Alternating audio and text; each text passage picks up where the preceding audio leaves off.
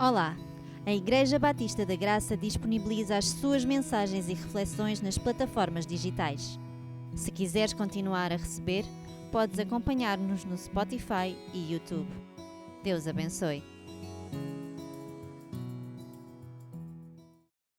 Há tanta coisa à nossa volta que nos perturba. Há tantas lutas interiores na nossa vida que muitas das vezes não nos deixam viver em paz. Por vezes estamos carregados com o nosso passado, levando inclusive a ter momentos depressivos na nossa vida. Outras vezes estamos tão preocupados com o futuro que nos leva a viver a vida com ansiedade. O que fazer quando estes momentos chegam até nós? O que fazer quando a ansiedade perturba? Quando o passado não nos larga? O título da mensagem de hoje é Alegrai-vos. Vamos abrir as nossas Bíblias em Filipenses capítulo 4, versículo 2 até ao versículo 7. Filipenses capítulo 4, versículo 2 até ao versículo 7. Nesta carta de Paulo à igreja de Filipos, nós percebemos o seu amor pelas pessoas, o que nunca o impediu de chamar a atenção para alguns aspectos que não estavam corretos. Esta igreja sofria perseguição. O próprio Paulo correu risco de vida quando estava em Filipos. No entanto, é evidente que havia mais preocupação com os relacionamentos entre os membros de igreja do que o sofrimento que era causado pelo exterior da própria igreja. Não é por acaso que vemos em Paulo um cuidado extremo em relação aos falsos profetas que se sentavam no banco da igreja e com os relacionamentos da própria igreja. Nos versículos que nós iremos ver hoje, creio que o versículo principal encontra-se no versículo 4, dando assim mote para todos os outros versículos. Então vamos ler o versículo 4, que é o primeiro ponto. Alegrai-vos no Senhor. Então o versículo 4 diz: alegrai-vos sempre no Senhor. Outra vez vos digo, alegrai-vos. Então vemos aqui uma exortação a todos os cristãos. Alegrai-vos. Quando? Sempre. Onde? No Senhor. Então Paulo pede à igreja de Filipos, que estava a sofrer perseguição, que mantivesse a alegria no Senhor. Sempre, em todos os momentos. Como é que é possível então termos alegria no Senhor Deus? Como é que é possível, diante da perseguição, termos alegria no Senhor Deus? Quando compreendemos o que Ele fez por nós, ao ter enviado o seu Filho Jesus para salvar a nossa vida espiritualmente por meio da nossa fé e do arrependimento dos nossos pecados. E ao entendermos então o que Deus fez por nós, ao dar-nos uma nova identidade, não mais conforme o mundo nos trata, mas uma nova identidade de sermos filhos, teremos então alegria nesta vida para além das circunstâncias. Porque a nossa alegria, a alegria do cristão, está ali cerçada a uma pessoa a quem nós pertencemos: Jesus. A alegria do cristão não deve depender das circunstâncias externas ou internas. A alegria do cristão deve depender, sim, da pessoa a quem pertencemos: Jesus. Por isso, quando vemos que nos devemos alegrar, é sempre numa pessoa, independentemente das circunstâncias da vida. Alegrai-vos no Senhor. É verdade que podemos ter alegria em muitas coisas ou até nas pessoas. É verdade. Mas a alegria que faz diferença na nossa vida, aquela que perdura até ao fim, é sempre a alegria no Senhor. O próprio profeta Neemias, no capítulo 8, versículo 10, muitos anos antes, ele fez uma afirmação extraordinária. A alegria do Senhor é a nossa força. Paulo e Silas viveram esta alegria. Então Paulo não estava só a falar de boca para fora, ele estava preso. Ele e Silas viveram esta alegria para além das circunstâncias. Nós podemos ver isso em Atos 16, 23 a 25, que diz o seguinte: e depois de muitos açoites lhes terem sido dados, lançaram-os na prisão, mandando ao carcereiro que os guardasse com segurança, o qual, tendo recebido tal ordem, lançou-os no cárcere interior e segurou-lhes os pés no tronco. Reparemos agora como a alegria estava centrada em Deus. Versículo 25. E perto da meia-noite, Paulo e Silas oravam e cantavam hinos a Deus, e os outros presos o escutavam. Então, mesmo estando preso injustamente, Paulo, à meia-noite, cantava louvores ao Senhor Deus. Este é um enorme desafio. Somos tentados diariamente a buscar alegria noutras coisas que não em Deus.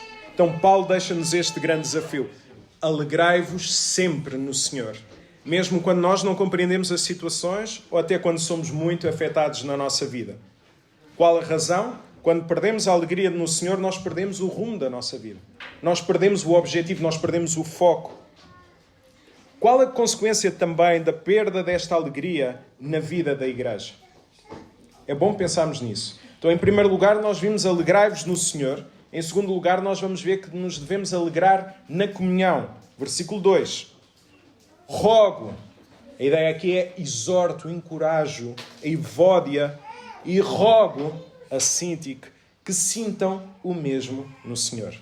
Então, no capítulo 3, Paulo aborda problemas doutrinários na vida da igreja e agora menciona os problemas específicos nos relacionamentos que afetavam a vida da igreja. E atenção, muito possivelmente não era um problema doutrinário que estava a afetar estas pessoas. Era sim um problema sério de relacionamentos pessoais e Paulo repreende-as, estas duas mulheres, amorosamente, mencionando inclusive os seus nomes. Se repararem, não é em vão que Paulo usa a palavra rogo antes do nome de cada uma, mostrando assim o seu cuidado pastoral ao não mostrar partido por nenhuma delas. Então Paulo apela a Evódia e Síntique para deixarem os seus problemas de lado. Deixem os vossos conflitos de lado para que Jesus seja exaltado acima de todas as coisas. Porque a discórdia das duas estava a colocar em causa a comunhão de toda a igreja. Nós temos que ter atenção a isto. A discórdia entre duas pessoas pode colocar a comunhão de toda a igreja em causa. Por outro lado, também vemos o seguinte, que qualquer exortação, ela deve ser feita em amor. Caso contrário, nós não estamos a contribuir para que haja alegria no Senhor nos nossos relacionamentos. Então, se a nossa alegria estiver centrada em Jesus, isso provoca em nós a alegria de termos comunhão com as pessoas na igreja. É impossível nós dizermos que temos alegria em Jesus e depois não temos alegria com os nossos irmãos na fé. É impossível termos um relacionamento saudável com Deus e vivermos de cara fechada para com as pessoas. É também impossível termos alegria em Deus e andarmos neste mundo como se todos nos devessem. Apenas os religiosos, os fariseus, é que diziam que tinham alegria em Deus e depois tratavam mal as pessoas. Então, meus irmãos, a comunhão é, ao mesmo tempo, a melhor arma que a igreja tem para combater qualquer ambiente hostil. A comunhão entre as pessoas será sempre a melhor arma que nós vamos ter quando os momentos difíceis aparecerem na nossa vida. Não é em vão que quando o diabo quer derrubar uma igreja, ele começa por criar dificuldades nos nossos relacionamentos. Quando o diabo quer derrubar e atacar uma igreja, ele começa a semear a discórdia entre as pessoas. Então, se temos problemas, nós precisamos de resolver. Não podemos deixar o terreno livre para o diabo fazer a sua obra. Então, se tens problemas, lembra-te, isso pode afetar, ou melhor, isso vai afetar toda a comunhão da igreja. Somos desafiados, por isso, a procurar a alegria no Senhor, para desejarmos ter a alegria de estarmos em comunhão com as pessoas. Se temos alguém com quem temos dificuldades, não temos outra solução a não ser procurar a unidade que vem de Jesus. Nós nunca somos exortados na Bíblia a desprezarmos alguém ou a passarmos ao lado sem a pessoa dar conta. Nós somos exortados, sim, a procurarmos a unidade que vem do Senhor Jesus Cristo. Qualquer conflito mostra que Jesus não está no centro. Agora, nós podemos precisar de ajuda para que haja alegria na comunhão. Nós podemos precisar que alguém venha exercer algum tipo de ajuda porque não conseguimos ter comunhão com essa pessoa. Versículo 3.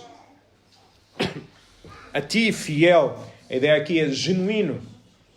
A ti que tens bom caráter, companheiro de jugo, meu cooperador, também peço que as auxilies, pois juntas se esforçaram comigo, trabalharam ao meu lado no Evangelho, também com Clemente e com os demais cooperadores meus, cujos nomes se encontram no livro da vida.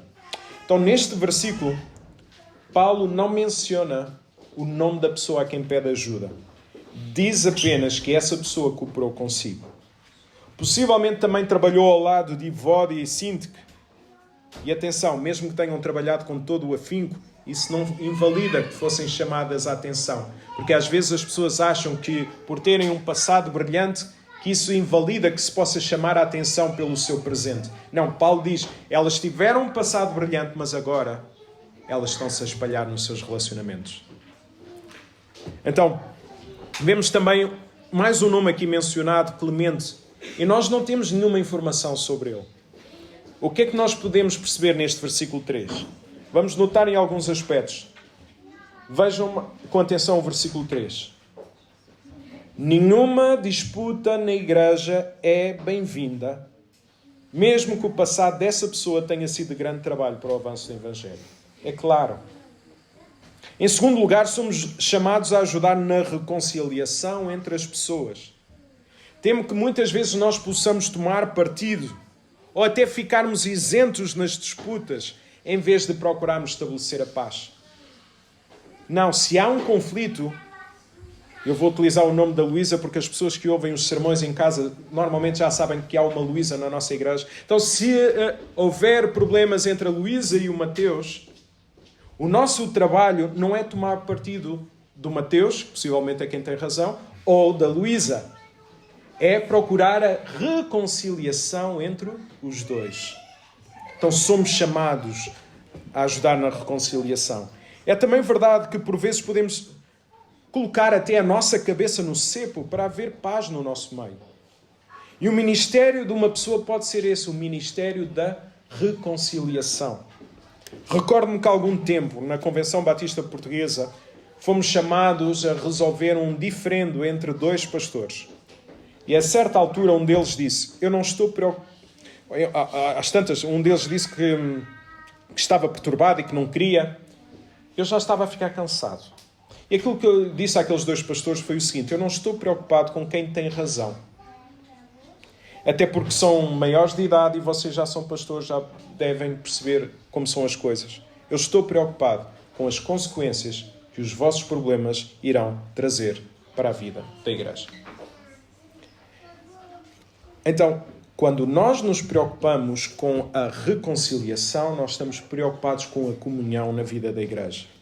Obviamente que corremos o risco de sermos queimados em praça pública. Felizmente isso não aconteceu. Deus foi glorificado. Deus é glorificado em qualquer tratado de paz. E a igreja, que era a nossa preocupação, ela passou ilesa. Outro aspecto que nós olhamos, ou podemos olhar para esse versículo e entender, é que o único nome aqui apresentado é o de Clemente, e nós não sabemos as razões. Os outros que cooperaram não têm o seu nome descrito neste livro. Contudo, o nome dessas pessoas está escrito onde? No livro mais importante, no livro da vida eterna. Então, aqueles que cuidam da igreja raramente desejam ter os seus nomes destacados publicamente, pois sabem que são apenas instrumentos nas mãos de Deus para a glória do próprio Deus. Quem trabalha para o bem da igreja não quer destaque, porque sabe que o seu nome está no livro mais importante, no livro da vida. Quem trabalha para o destaque não se alegra pelo nome estar escrito no livro da vida, então precisa da glória dos homens. Por isso, quem vive para servir não está preocupado em aparecer publicamente. Ele está preocupado em servir as pessoas, porque Jesus, Ele sim, é a fonte de toda a sua alegria. Este é um sério aviso. Viver em comunhão é viver para servir, não é para sermos servidos. Também não devemos usar o serviço como uma espécie de plataforma para sermos reconhecidos.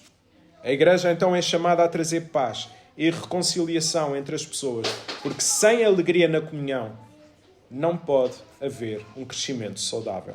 Então alegrai-vos no Senhor. Em segundo lugar, alegrai-vos na comunhão. Em terceiro lugar, alegrai-vos na providência divina. Então, quando temos alegria no cuidado de Deus, algumas coisas acontecem externamente como interiormente. Vamos ver a primeira parte, o versículo 5, a parte externa. Diz o seguinte: seja a vossa moderação. A palavra moderação tem a ideia de gentileza. Alguém que não vive em brigas. Conhecida de todos os homens, de todas as pessoas. Porquê? Porque perto está o Senhor. Então, neste versículo, percebemos que a alegria no Senhor provoca transformação até na forma como nós vivemos a nossa vida com as pessoas lá fora. Ao termos alegria no Senhor, nós seremos pessoas gentis, pacientes, cordiais.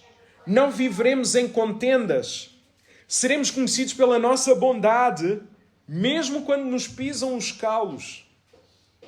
Se a igreja tinha problemas de relacionamentos, Paulo exorta-os a não serem explosivos ao exercerem o domínio próprio, que é um aspecto do fruto do Espírito, em Gálatas 5:23. Então nós, enquanto igreja, somos chamados a sermos moderados, gentis para com todas as pessoas. Se repararmos, não é preciso muito esforço para mostrarmos moderação quando nos fazem bem. Eu não preciso ser gentil com as pessoas que me levam a comida lá à casa, porque é uma coisa natural, que sou agradecido. É precisamente quando nos perturbam que nós devemos imitar quem é Jesus. O qual, segundo a primeira carta de Pedro, capítulo 2, versículo 23, diz que quando foi ultrajado, não revidava com ultraje. Quando foi maltratado, não fazia ameaças, mas entregava-se àquele que julga retamente. Então, como exercer moderação quando nos retirem ou mexem nos nossos direitos? Como podemos ser pessoas gentis quando mexem com áreas que nós achamos que não têm direito? Vejamos novamente o texto bíblico. Perto está o Senhor. Isto é, mostraremos atos de bondade a quem nos fez mal, pensando que Jesus virá novamente. Como é que isto afeta a nossa vida?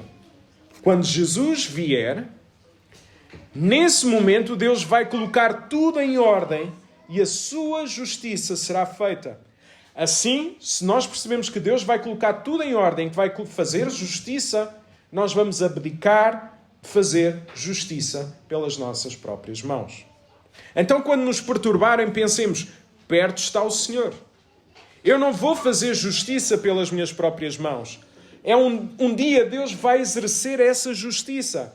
Logo eu abdico dos meus direitos de vingança, porque é Deus, segundo Romanos 12:19, que se irá vingar. Então lembrem-se, quando perturbam a vossa vida, quando dificultam a vossa vida, perto está o Senhor.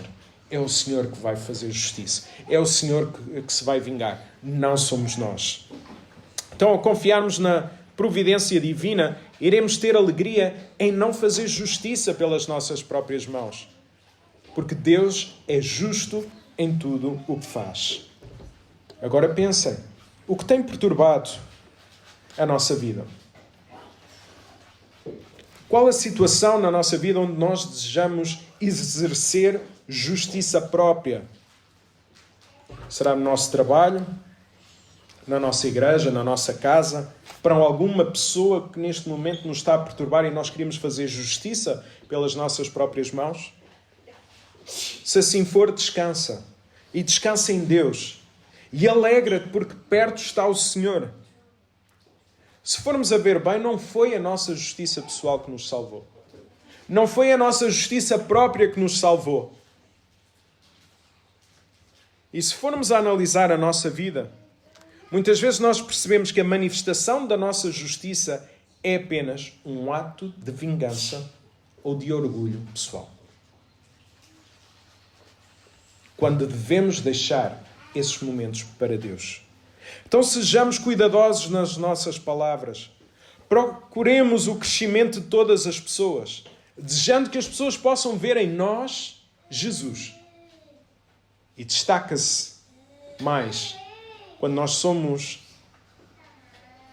perturbados na nossa vida e nós aí mostramos, eu sou de Jesus. Aleluia. E mostramos a tranquilidade e a paz do Senhor. Então o cristão deve estar pronto a sofrer a injustiça, em vez de praticar a justiça própria. 1 Coríntios 6, 7. O só existir entre vós litígio já é a completa derrota para vós outros. Porque não sofreis antes a injustiça? Porque não sofreis antes o dano? Então, haver litígios entre cristãos é uma derrota. Já perdemos. Então, para além de vermos os nossos comportamentos externos a serem mudados, se nos alegrarmos na providência divina, iremos ver também a nossa atitude interna a ser mudada pouco a pouco. Reparem, versículo 6.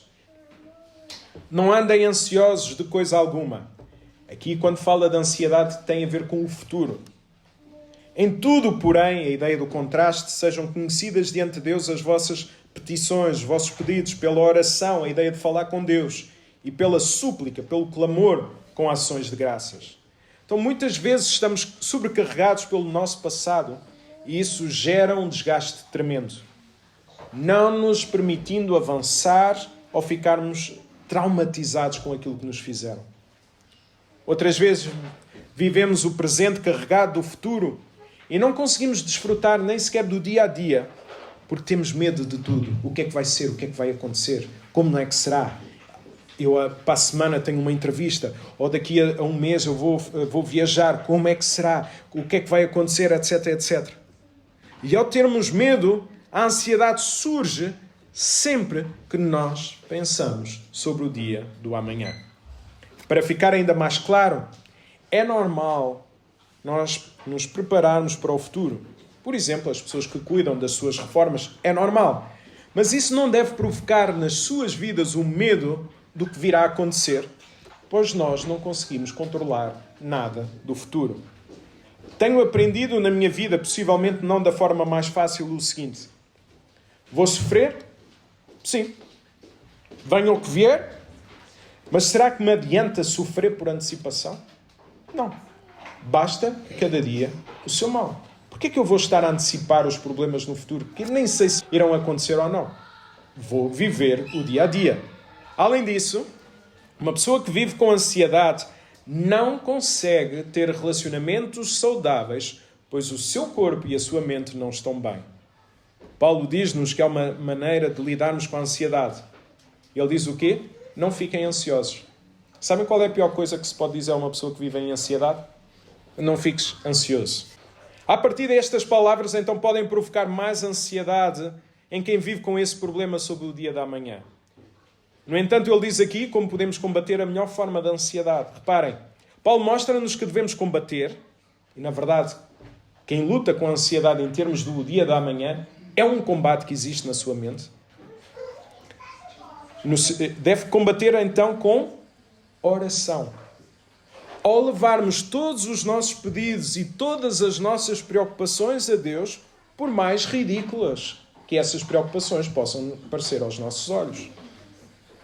Houve um dia que um dos meus filhos perguntou: papá, posso orar pela nossa gata Piper? Com certeza que sim, claro que sim. Devemos levar todos os assuntos a Deus em oração. Devemos orar por tudo o que nos preocupa. Até quando? Até encontrarmos o descanso nos braços de Deus. A ansiedade é assim controlada quando entregamos tudo a Deus, ao reconhecermos que Ele tem o melhor para as nossas vidas, porque nós não sabemos o que é o melhor. Por isso é ter alegria na provisão de Deus. A ansiedade diz, esta ansiedade que nós estamos a falar diz: eu não acredito na tua proteção e no teu cuidado, Deus. A oração diz: olho para o futuro, como eu não consigo controlar, não sei como será. Eu não quero ficar perturbado e por isso, Deus, eu confio o meu futuro nas tuas mãos, porque eu sei que tu tens cuidado de mim. Na verdade, foi Jesus que nos ensinou a viver assim. Mateus 6, 25 a 28. Não andem preocupados com o que hão de comer ou beber, nem com a roupa de que precisam para vestir. Não será que a vida vale mais do que a comida e o corpo mais do que a roupa?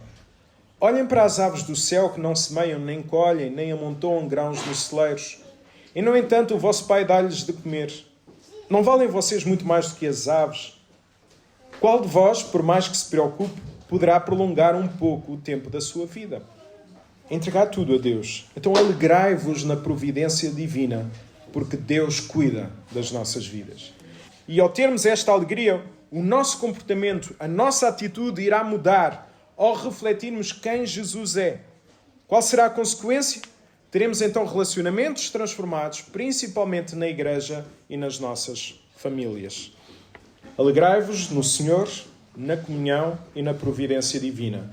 Qual será o resultado desta alegria? Versículo 7. E a paz de Deus, aqui a ideia de tranquilidade, que excede todo o entendimento, guardará o vosso coração e a vossa mente em Cristo Jesus. Então a alegria do Senhor é a nossa força, pois enche a nossa vida de tranquilidade, mesmo ao enfrentarmos as maiores perturbações nesta vida. Esta paz de Deus não se consegue explicar, pois vai para além da nossa capacidade de entendimento. É uma paz que vai para além do nosso entendimento. Lembro-me sempre, e permitam quem já ouviu esta parte, peço perdão por isso, mas foi o momento mais difícil da nossa vida, quando estivemos perto de perder a nossa filha Raquel, e a Filipa, nesse momento, ficou numa paz inexplicável da viagem da ambulância de Viseu até Coimbra. Bastava a nossa filha ter chorado e hoje já não estaria cá. Mas a Filipa esteve sempre em paz. Como foi possível? Eu não sei explicar. Mas foi a paz de Deus que era necessária naquele momento difícil. Então a alegria de Jesus guarda o nosso coração, guarda a nossa mente, pois sabemos que Ele tem cuidado de nós. Jesus guarda um coração aflito nos momentos de angústia ou de dureza. Como é bom ver a nossa mente e o nosso coração cheios da paz de Deus, em vez de estarem carregados de ansiedade. Permitam-me também referir que esta paz de Deus não invalida a nossa dor. Esta paz de Deus não invalida as nossas lágrimas ou até o nosso luto. Esta paz garante sim que conseguiremos viver o nosso dia a dia em paz com Deus, mesmo diante de momentos difíceis. Por isso, tal como disse Jesus, é uma paz diferente da que o mundo dá. João 14:27. Foi também esta paz que o apóstolo Paulo teve momentos antes da sua morte, quando ele disse: quanto a mim chegou a hora de oferecer a minha vida em sacrifício e o tempo da minha morte se aproxima. Lutei por uma boa causa, percorri o meu caminho e guardei a fé. Só me resta agora receber a merecida recompensa que o Senhor me dará no dia do juízo. Ele é o juiz justo e há de me dar essa recompensa não só a mim, mas também a todos aqueles que esperam com amor a sua manifestação. 2 Timóteo 4:6-8. Não sei o momento que estás a viver e se estás a precisar de sentir esta paz de Deus. Não sei se tens tido esta alegria em Jesus, esta alegria na comunhão com as pessoas e a alegria na providência divina. Há uma certeza que eu tenho e quero partilhar convosco, que é uma frase que disse Santo Agostinho. Ele disse o seguinte: fizeste-nos, Senhor Deus, para ti, e o nosso coração anda inquieto enquanto não descansar em ti. Não há outra volta a dar, a não ser descansarmos em Deus, porque Ele tem o melhor para nós. Que possamos então ter alegria em Deus para vivermos em paz e que os nossos corações possam encontrar esta tranquilidade que Deus promete aos seus filhos. Que Deus nos ajude.